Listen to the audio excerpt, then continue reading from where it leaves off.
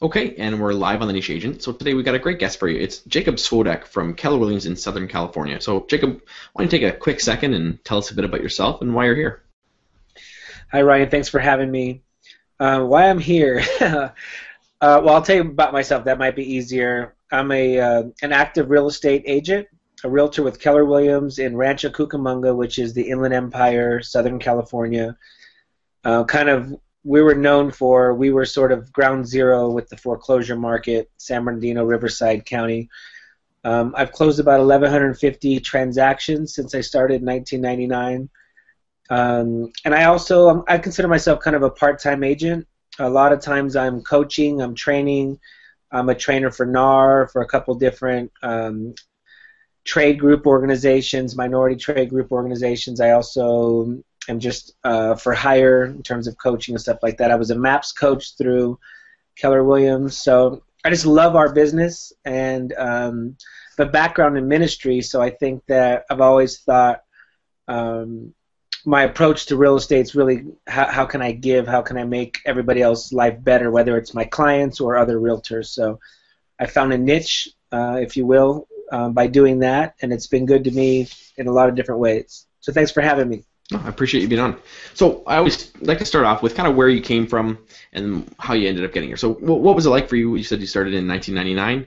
What got you into real estate, and what was your business look like? What did it look like when you first got started? Yeah. So I moved to California from Miami in 1995 when I was 19 years old. I wanted a new life. That's kind of a long story, but I was born in Whittier, which is Southern California. Came back, and so I got real involved in the churches and ministry, helping people coming off of heroin and getting out of drugs. And I ran like a 2-year rehab home, and just really had an interesting experience learning about. That it's more about helping others than about myself. And there came a point where my mentor said, man, you're good with people. People trust you. They like you. You have the gift of gab, whatnot. So I started doing more talks, more presenting, and then I got a job selling AirTouch cellular cell phones, and I got good at that, and then I became the manager of this phone sales company, and I just excelled in sales. And at some point I realized, if I didn't want to go back and finish college, what could I do where I could really live the life I want to live without getting a master's degree? Because at the time that just didn't seem feasible. And I had a mentor, a person I looked up to who was in real estate sales. So my first job was with a guy named Peter Gliniak. This guy's probably worth $30 million. He is literally the king of short sales. He's closed the very first short sale known to history in 1981 with a savings and loan in San Gabriel Valley, part of Southern California. Basically walked in with his polyester high water pants. And this guy, if you ever read the book The Millionaire Next Door, he is the epitome of that character. He just lives simple, but he's just the guy who would never be broke. And he said, you know what, you guys owe, the borrower owes X to you, and the house is only worth Y. I'll give you an offer of this amount. Will you accept it? He negotiated the first short sale. So when he hired me in 1999 for $10 an hour, and I made $25 per closing, and I got eventually got my license that year.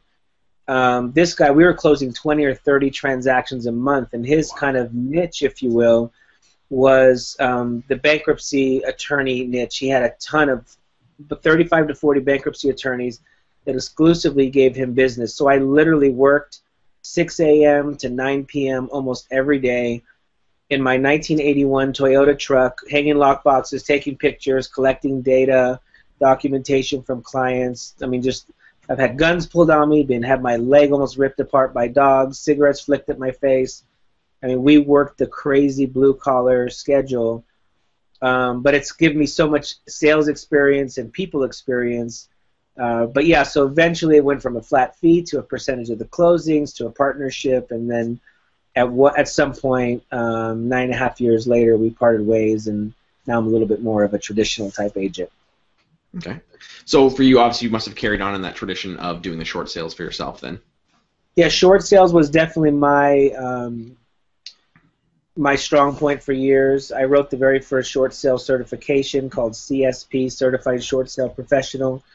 It's not a big deal now, but back in the days when everybody was being short sale certified, I helped NAR write their short sale certification, and then also a guy out of Austin, Texas, who wrote the #1 best-selling short sale certification, CDPE, Alex Sharfin, said he was inspired when he lived in Orlando by watching my old certification. So I've always done short sales. That's where me and my broker kind of had our parting of ways, because I'm much more of the giver, educate, there's enough business for everybody. So when I started getting larger and larger crowds, when everybody thought short sales were so mysterious and magical, he thought I was giving away trade secrets, and things didn't work out. So yeah, so short sales is where I really earned my stripes in this business, which is part of what we may talk about today, is that transition from a heavy default market to really competing with the big dogs in the traditional space. But yeah, short sales is kind of where I cut my teeth. Yeah, and I love knowing kind of where people came from, because it helps figure out why they do what they do, kind of where they get their core from, because a lot of times people will have a really interesting past in this business or outside of this business, and it kind of helps dictates where they go with their business. And obviously your experiences have helped shape and mold who you are and where you're going. So I want to talk about that transition then, from going from that short sales to being a more traditional real estate agent then. Yeah, I mean, it wasn't easy. I will say that I've built so many great relationships as a trainer and as a coach that I've become really good over the years at robbing and duplicating, kind of seeing what the best of the best are doing, and then kind of putting it through my own lens or my own filter. So what is he or she doing? They're selling $50 million in sales a year. What can I learn from them? And for whatever reason, whether it's my upbringing or just my personality, I've always sort of taken a humble approach to this business. So I never feel like I have it figured out. Matter of fact, one of the things I love about Gary Keller is this learning-based mindset. I think the second you stop learning is when you're probably on your downturn, right? Yep. So yeah, I love just copying people, but I put my own stamp on it, and then everyone else thinks you're brilliant. I'm like, I'm really so far from brilliant. I'm doing what she's doing, and she's brilliant. Yeah. But it was for sure, probably, if I'm being really honest, it was probably a 2-year learning curve to really get my listing presentation down, my vernacular, my website, my look and feel, my branding, just my knowledge, know-how, changing my branding. But just, when people think of me, they thought of short sale, and it was tough to do that because I was making money off that. People wanted to hire me as a short sale speaker, trainer, coach, but yet then I wanted to take that hat off when I wanted to sell a standard listing, and it's easier said than done. So I really had to abandon short sales altogether to really make it in the traditional space. So yeah, there's 1,000 things I had to do, but the short of it is that it was pretty tedious, and there are a lot of people that were in the REO space, the more foreclosure space, that ended up hanging up their hat because they couldn't make that transition. And I suspect that a lot of the ones that couldn't, it wasn't because they weren't talented enough to, they just really weren't committed enough to learning the way that others are doing it, who rejected short sale. And I mocked them and scoffed at them because they're not being really relevant or in touch with today's market. Somehow they stuck to their guns and made it through the tough times and always did traditional business. And truth is, I'd much rather do a standard sale than a short sale, so I'm glad that I was able to stay in the in the trenches long enough to turn it around and now have success in that space. Yeah, and I think it's important to know where the market is and where you're going. And I mean, the show is about niches and how important they are, but sometimes those do transition depending on what the market is, depending on who you're going after, and sometimes people lose the. They're too short-sighted, and they don't see that market is changing, and they don't change themselves, and then they either stick with what they're doing and it doesn't work anymore, or it becomes harder and harder, or a more flooded market, and you need to be watching ahead. So you've obviously made that transition well. It took a bit of time, but you've come out and done well with it. Yeah, it was definitely laborsome and had some bad years. You get accustomed to certain lifestyle, and everybody around you just assumes you're always going to have 75 to 100 listings, and during that transition it's very humbling. I short sold my own house. I de-emphasized the training, and I thought, if this is going to be a career thing for me, I have to be able to thrive in every market. And because I started at the very, very early, matter of fact, almost from a prophetic standpoint, we were like way before anybody was in trouble in '99, but we had bankruptcy contacts, so those people were all in trouble theoretically. Yep. So I was in so early with short sales that I was actually able to ride that wave for 9 years. Yep. So my outlook on real estate was that everyone's in trouble and they're always going to be upside down. Whereas today I posted on Facebook and had like 80 comments or 70 because now I'm getting beat out by Johnny Discount Broker who's taking a listing at 3%. Way overpriced. So now I have new problems. Before it was the bank's not approving my short sale and the lender wants to foreclose, and today it's the 3% guy who's lying about the values. So there's sharks in every sector.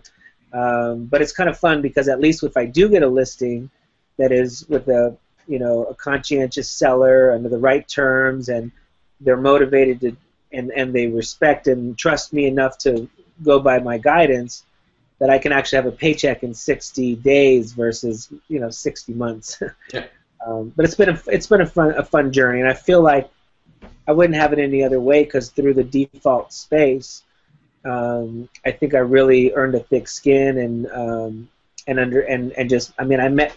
I had to close 900 transactions or so, 850 people that are walking away with $0 with no motivation.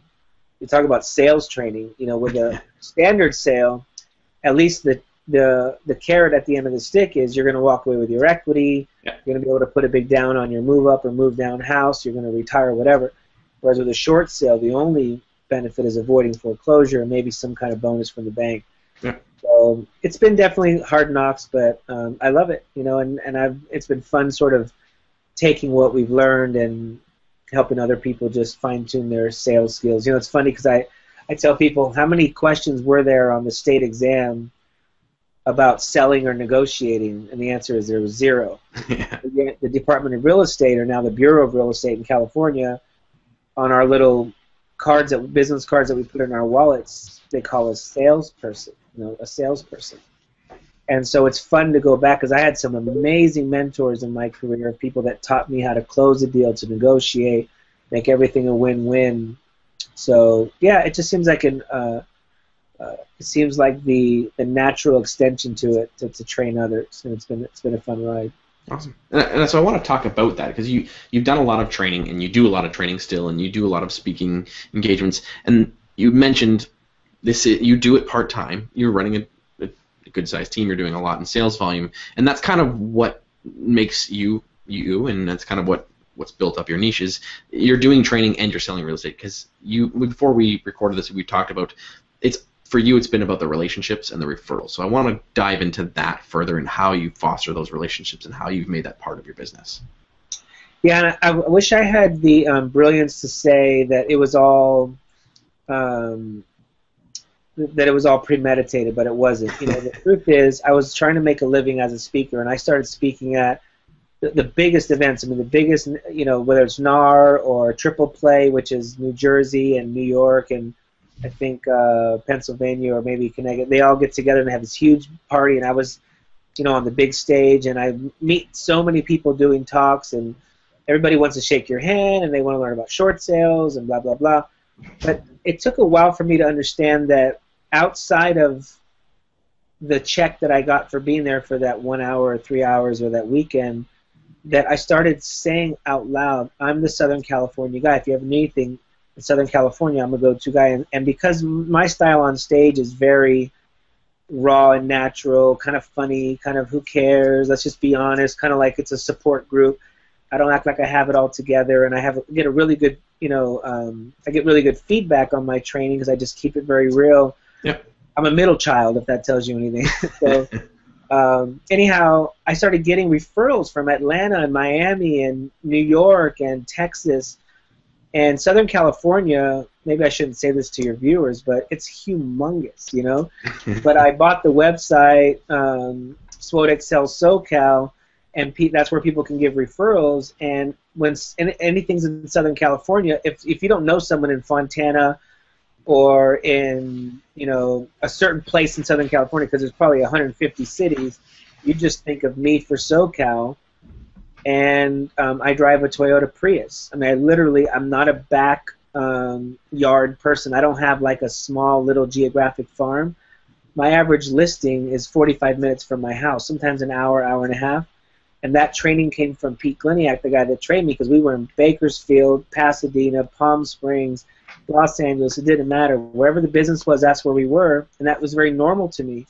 So it was it's interesting kind of how the steps of my career have been laid out or ordained, because now it's no longer the short sale niche. It's just that I go wherever the business is, and you have to be good at what you do, because it's hard to get a listing in a very competitive neighborhood when you're not from that neighborhood. You didn't go to school there. You don't live there. So you know, I've had to be really good on my game as far as that goes. But I would say I didn't do the math last year, but in 2013, 65% of my business came from referrals outside of the area. Wow. Last year was probably a little bit less, probably a little bit under 50%, but it's still a lot of my business. And then I have the sphere of influence, past client, and then Facebook stuff. I do a lot on Facebook. So it's been fantastic. I tell up-and-coming speakers, don't ever bank on that, because there's a lot of elements that have to align for that to really happen the way it has for me. But you have to be likable, trustworthy, and then say enough times without them thinking you're selling them, I'm Southern California, I'd love to help out, you know, blah, blah, blah, and kind of make that part of your spiel. But it's been fantastic. That's awesome. And I know when we chatted earlier, you'd mentioned that obviously at the end of the day, selling a house is still more profitable than doing the speaking gigs and doing that kind of stuff. Yeah, I've had so many coaches that tell me, you should just quit. Literally, they tell me, quit speaking, quit coaching, quit all that. Just pound the pavement. You're good on the phones. Develop a geographic farm. And I just, the thought of it just gives me hives, because it's not who I am. Yeah.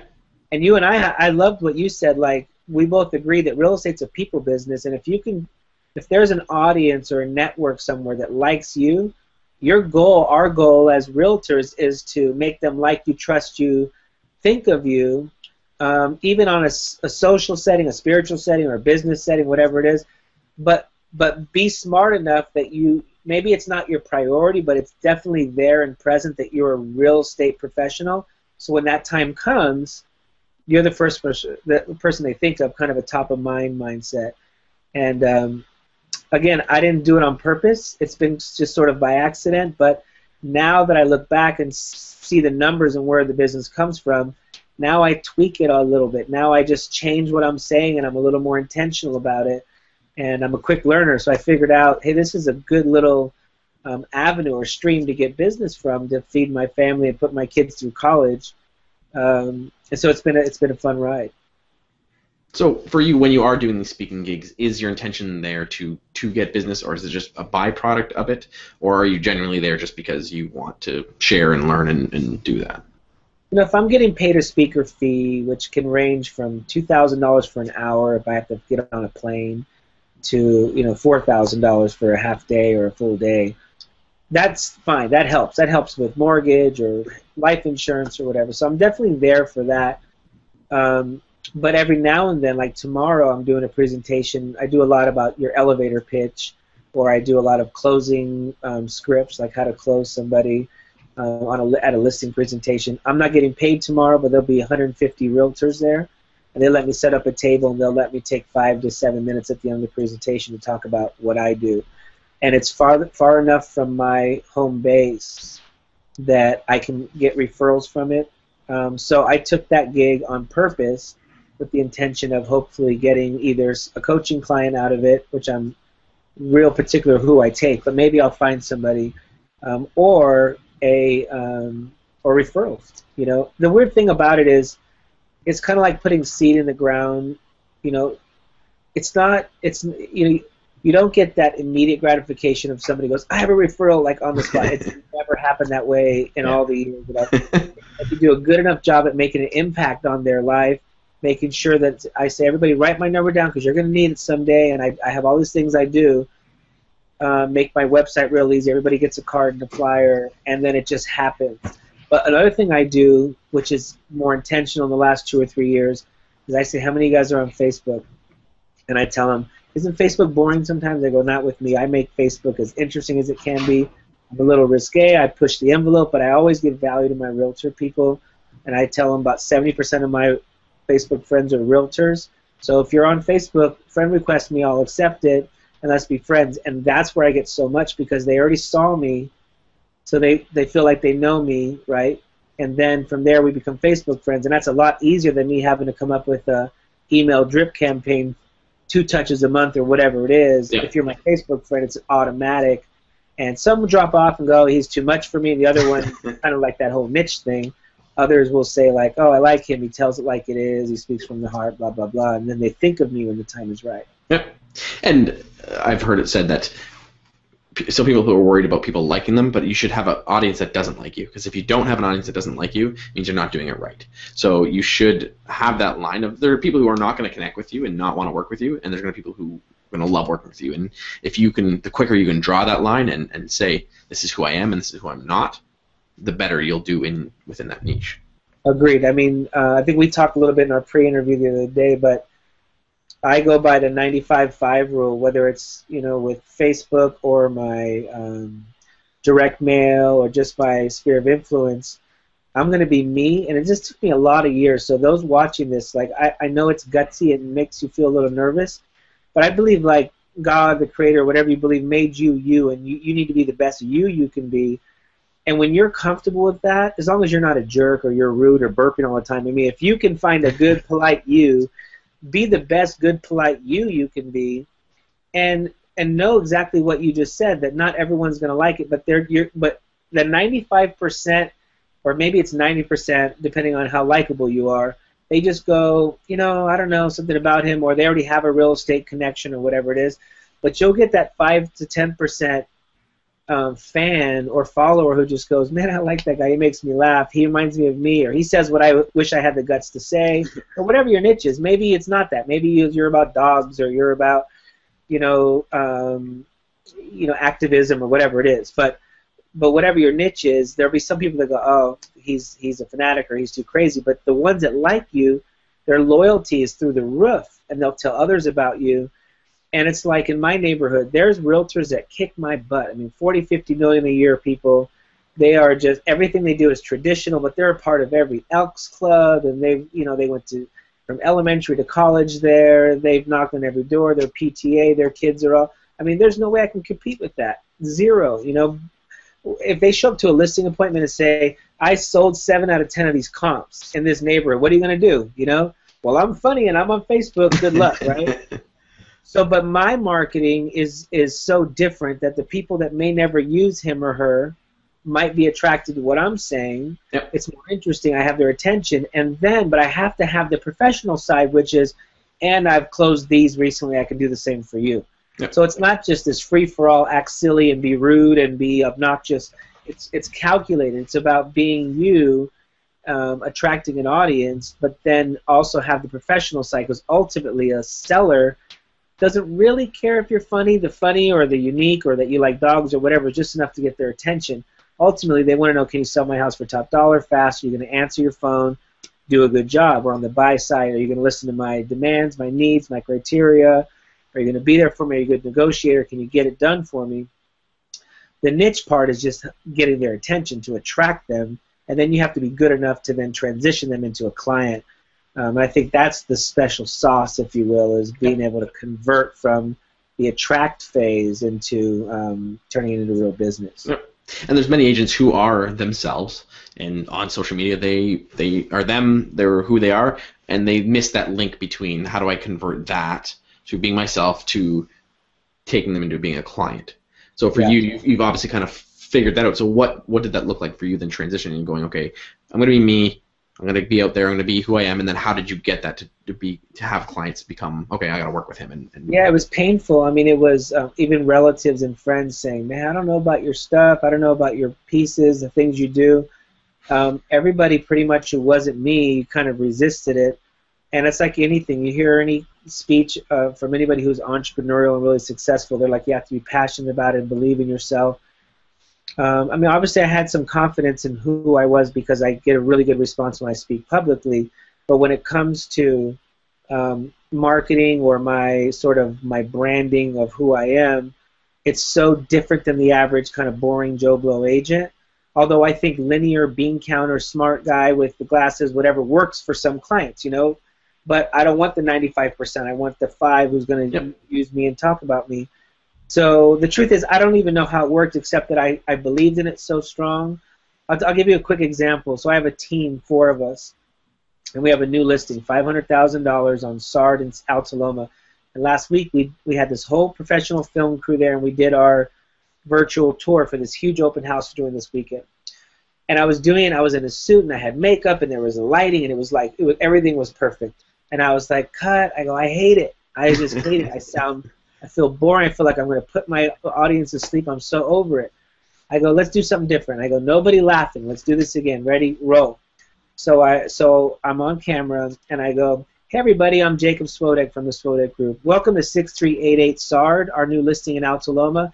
Altaloma is the northern neighboring city to Rancho Cucamonga, which is an in-demand... What was that?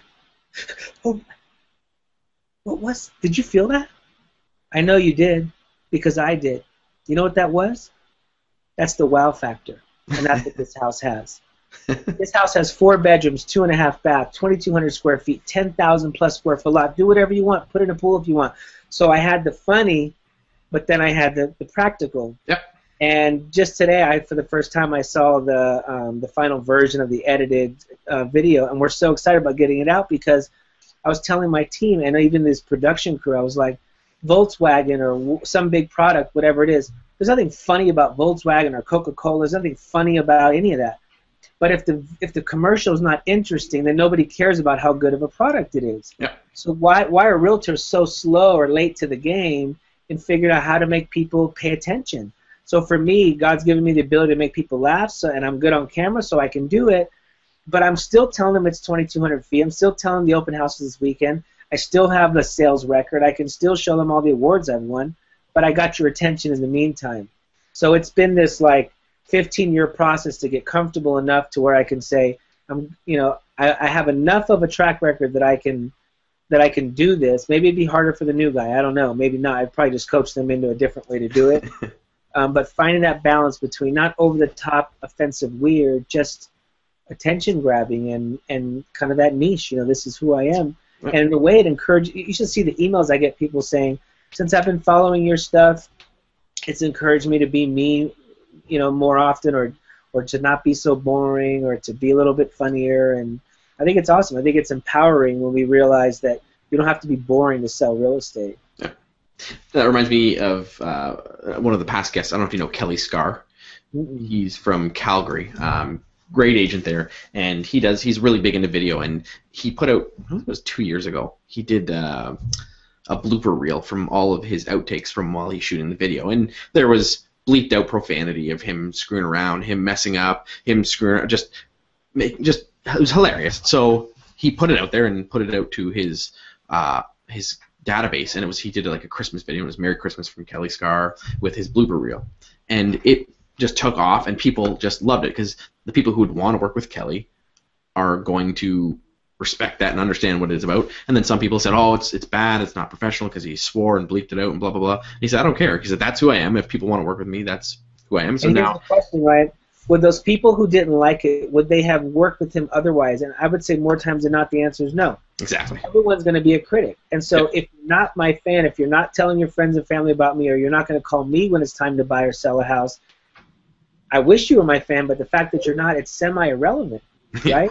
But the ones that are sort of feeling me or vibing with me, or they think, I'm funny, or they're, a fan or whatever, they love it. And you know what? And then it also has its own ramifications, because if you do get boring or stale or traditional, they start to turn on you like, oh, you're getting soft, oh, you're getting too conservative. Like, it's this neat thing. I mean, believe me, I'm not comparing myself to like pop stars or whatever, but it's funny, like some of the rap groups, I grew up listening to hip hop, and if they start coming out with stuff that's on the radio, and they start getting Christina Aguilera to sing their hook, it's easier for me to say, oh, they sold out, because we want the raw, because I'm a fan. And I think the same thing happens. And it's such a fun thing to nurture.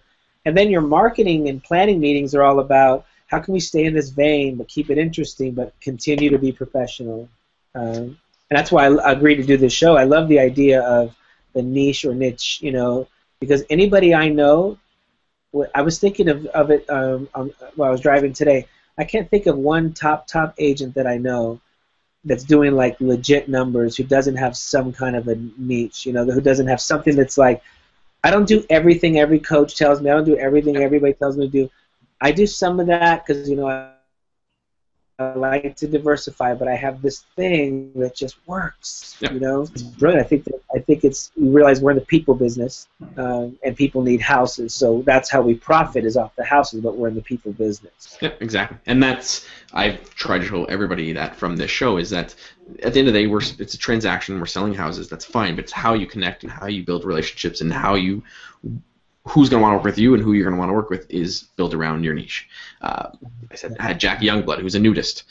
That you couldn't find a more defined niche and different than outside of it. I couldn't tell you the first thing. I mean, I'm nude. I've known what it's been like to be nude, but I wouldn't know about selling houses. And she just has a community that connects with her, and she loves what she does. And then I've had sports stars and people selling condos and missile bases, and at the end of the day, it's still the transaction, but it's the people business, and that's what people connect with. Totally. I love it. So for you, then, what mistakes do you see agents doing then if someone's trying to get started and trying to be themselves, what mistakes would you see in agents trying to get referrals or trying to be themselves online? What I think I see, because at my office at Keller Williams, I'm on the ALC, and they have us meet the new agents, and the agents, they always say this: where'd you get your signs made? Where'd you get your website? Where'd you get your business cards? Where'd you get this? And all they're trying to do is plug and play their face into your verbiage, your thing you're doing. And there's nobody going, well, who cares where I got my signs or who made my signs? Who do you want to attract? And what do you want to do in this business? Who are you? And so I think it has to start from the very beginning about having an approach to your business that who I am is pretty good. And NAR came out with data 2 years ago. 64% of all the sellers that were interviewed were either sphere of influence, past client, or a referral. So everyone's looking for this kind of magical low-hanging fruit. The low-hanging fruit's in your iPhone, yep. Right? So if you could figure out how to make them trust you, like you, and pick up the phone and call you, or at least talk about you when you're not around, you're going to do fine, right? So, and they already like you for you, so why would you try to be me or try to be that guy or her? So for me, it's about, and I know it sounds a little bit idealistic. Obviously, there's some principles that need to be in place, but for the most part, I would say stop trying to copy everybody and find out who are you. I mean, ideally, everybody would sit down with an amazing marketer, but most people don't, who would ask these questions. Who's your audience, and what are your strengths, what are your weaknesses? What things do you want to come out with? What things do you want people to focus on when they think of you? And when you think of Michael Jordan or Albert Einstein, or that's why I love the book The One Thing. I could go on and on. Martin Luther King Jr., whoever it is. When you say these names, you think of something right away. Yep. But when somebody says Ryan or Jacob or whatever, like, what do they think of? 5 things? 3 things? Are you, you do part-time bag groceries and part-time you try to sell a house, whatever it is. What's your thing? And the whole one thing mindset is like that we need to figure out who we are and then be consistent for years and years and years developing that brand. I don't think it happens overnight, but I think it. But I don't know how to make it happen. But I know how it doesn't happen. How it doesn't happen is by trying to copy everybody else, because that's just a formula for failure. And now you're throwing yourself in with the sharks who are seasoned, have a bigger budget than you, and have a bigger Rolodex than you. And then that's why the fail rate's so high the first couple of years in the business. I think you got to figure out a way to make the people in your iPhone respond to you and pick up the phone and call you or talk about you when you're not around. Yep, I couldn't agree more than that. And I talk all the time about when agents are doing marketing, I find the mistake that they make is they have a marketing piece or a new website or a lead capture was a thingamajig or whatever, and they watch some webinar or they read some blog or they find out about something and they go, okay, I want this, now I want to apply this to my audience. And I always tell people, like, you need to start with your people first. Who do you want to attract first, and then build your marketing around that. And if you try to fit a marketing piece into an audience, it's not going to work. And this audience is going to respond differently to something than the other audience is going to respond to. And it always goes back to starting with the people and how do you connect with them and building the best ways to connect and build relationships with them. Totally. Yep. It's good stuff. So for our listeners, can you just share one last piece of advice then for them if they are thinking about doing agent-to-agent referrals? Because obviously they may not be a public speaker like yourself. What's one way that agents could get out there and get more agent referrals? You know, one of the things I've done, and I learned this from my buddy Nolly Williams at Keller Williams, the black guy that wears a big cowboy hat, kind of the short sale guy. He's kind of like an icon in the Keller world. Is that we do two things, and I offer this. I offer 30% referral fee versus the traditional 25%. This is just me. And then on a listing, if I take the listing and it's a traditional sale and I advertise this, I'll pay $1,000 of the 30%. So it's not in addition to 30%. It's towards the 30% up front within 10 days of taking the listing. Wow. And the truth is, a lot of realtors aren't as rich as they pretend to be on Facebook. And so getting money up front and 30%, and if you're good at what they do, if you're good at what you do and have a solid reputation, there's that. The other thing is, I would say be a part of all these these Facebook referral groups. Yep. And just troll those groups. Have your team trolling those groups. I got 2 last week just from that, and I made a video specifically just for that. It's, if anybody wants to watch it, the website, I created a domain for it, tsgvideo.com. T as in Tom, S as in Sam, G as in girl, tsgvideo.com. So when I'm competing for a referral, on top of the fact that I'm private messaging my buddies saying, hey, jump on and give me a shout out, you know. Yep. On top of that, because it's real business, this feeds my family. Yeah. Then I'm also talking about my 30%, 1,000 up front, and then I'm sending them a link to my video because we all know once they see you and hear you and experience you, their chances of trusting you just go through the roof. So if you really want to have a thriving referral business, I think you have to have some things in place, a system, maybe even a website where they can fill out a form and where you talk about your 30% with some testimonials, stuff like that. But I think you got to stand out. I don't think you're going to do it just by being good looking or because you're an awesome agent. Well, that screws my chances up then. Yeah, exactly.